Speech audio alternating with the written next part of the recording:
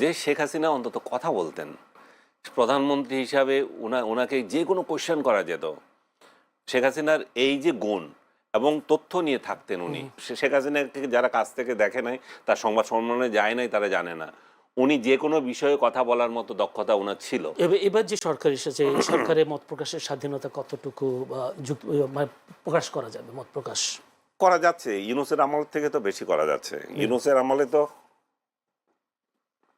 কথা বলতে পারে না, বাংলাদেশের একটা সাংবাদিকদের একটা বড় অংশকে তো জেলে দিয়ে দিয়েছে, তাই না? জেলে দিয়ে দিয়েছে বা ঘর ছাড়া করে দিয়েছে, সংগঠন ছাড়া করে দিয়েছে, চাকরিচ্যুত করেছে, যেটা আওয়ামীপন্থী সাংবাদিক হিসাবে পরিচিত যারা, তাদেরকে তো মানে ইয়ে করছে না, অনেকভাবে নির্যাতন করছে। এখনও তারা মানে অনেক ক্লাবের সদস্য না, অনেক ইউনিয়নের সদস্য না, তারা স্বাভাবিক কাজকর্ম করতে পারছে না।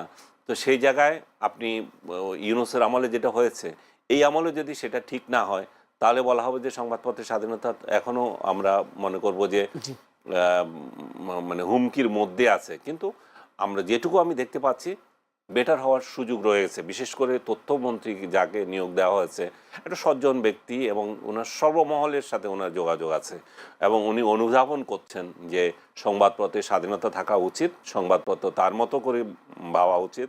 এখানে আমাদের দলীয় দালালরা শুধু মানে জিন্দাবাদ জিন্দাবাদ করবে আমাদেরকে, শুধু সেটা নয়।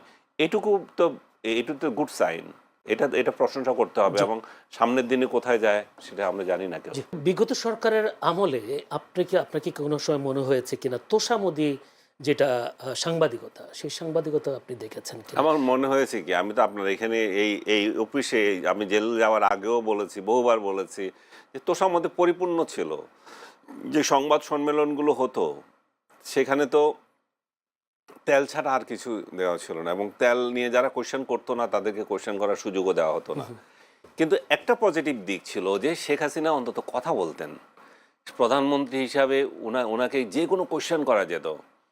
শেখ হাসিনার এই যে গুণ এবং তথ্য নিয়ে থাকতেন উনি, আপনি যদি ওই সংবাদ সম্মেলনে কখনো গিয়ে থাকেন তাহলে আপনার অভিজ্ঞতা হওয়ার কথা।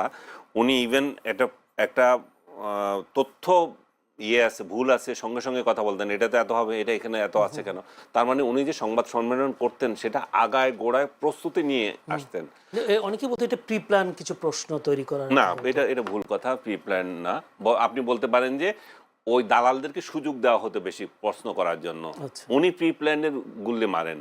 শেখ হাসিনাকে যারা কাছ থেকে দেখে নাই, তার সংবাদ সম্মেলনে যায় নাই, তারা জানে না উনি যে কোনো বিষয়ে কথা বলার মতো দক্ষতা ওনার ছিল।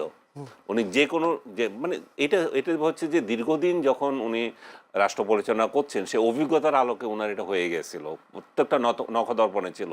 এই যে আজকে টিকা নিয়ে তো হাঙ্গামা হচ্ছে, কই তার আমলে তো কিছু হয় নাই। তার আমলে এমন এই সামাজিক সেক্টরগুলোতে বা অন্যান্য ক্ষেত্রে তার আমলে একটা বড় বদনাম ছিল ব্যাংক চুরি, ব্যাংক ডাকাতি। এই ব্যাপারে উনি পদক্ষেপ নেন নাই, তার জবাবদিহিতা তার থাকতে হবে।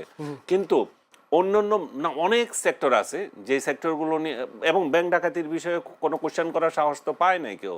তাকে কি নিষেধ করছিল যে ব্যাংক ডাকাত যারা আছে তাদের নিয়ে কোশ্চেন করতে? প্রশ্ন যারা করবে তাদেরকে তো তার সংবাদ সম্মেলনে ডাকা হতো না, এমন সেটা একটা কোশ্চেন। সেটাই তো আমি বললাম যে জি হুজুর টাইপ সাংবাদিকদেরকে ডাকা হইতো, এবং যারা কঠিন কোশ্চেন করতো তাদেরকেও দেওয়া হতো না। আমার নিজেরও অভিজ্ঞতা আছে, একটা কঠিন কোশ্চেন করছিলাম, পরবর্তীতে আজ চান্স পাই নাই।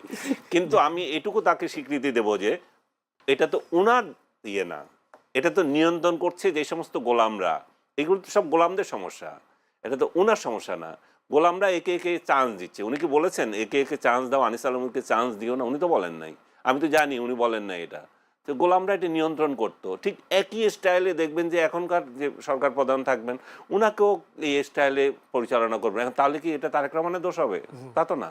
কিন্তু আমি বলবো যে বাংলাদেশে যত স্টেটসম্যান আছেন বা ছিলেন অতীতে, ইউনূস তো সাংবাদিকদের সামনেই আসতে পারে নাই। কত বড় কাপুরুষ এবং এই বেহায়া বিদেশে গিয়ে আবল তাবল বকে আসে, কিন্তু বাংলাদেশি কোনো সাংবাদিকদের একটা 18 মাস গেল একটা সংবাদ সম্মেলন করতে পারে নাই। তো আপনি যদি বিশেষ সাক্ষাৎকার দিয়েছেন, বিশেষ সাক্ষাৎকার তার দালাল কতগুলোকে দিয়েছে, নিউজের ছাড়া তো সবগুলো তার দালাল ছিল। এবং ওই কোশ্চেন কি, এগুলো তো সাজানো আবর্জনা কতগুলো, এগুলো তো পড়ার মতো কিছু ছিল না। আপনি এগুলো কোশ্চেন দিয়ে আসছেন, উত্তর দিচ্ছে, এগুলো তো এমন কিছু। আপনার মনে আছে যে পুরো সাক্ষাৎকার যে সে দিল, যে বিশেষ সাক্ষাৎকার, কোনো একটা স্পেসিফিক বিষয় আপনার মনে আছে? কিছুই নাই। তার মানে কি এগুলো সাক্ষাৎকার হয় নাই। এবং ইউনূস যেটা করে গেছে, 18 মাসে সে সাংবাদিকদের মুখোমুখি হতে পারে নাই, কিন্তু শেখ হাসিনা যার এত বদনাম করছি যে দালালদের নিয়ে সংবাদ সম্মেলন করতো, হেন করতো তেন করতো, সে সংবাদ সম্মেলন করতে কখনো ভয় পায় নাই। যেমন আপনি যদি নিজেই দালাল হন সাংবাদিক, আপনি যদি এরকম কোয়েশ্চেন করেন, সেটা তো তার দায়িত্ব না, কিছু করার এটা আমাদের সাংবাদিকদের ব্যর্থতা। সেক্ষেত্রে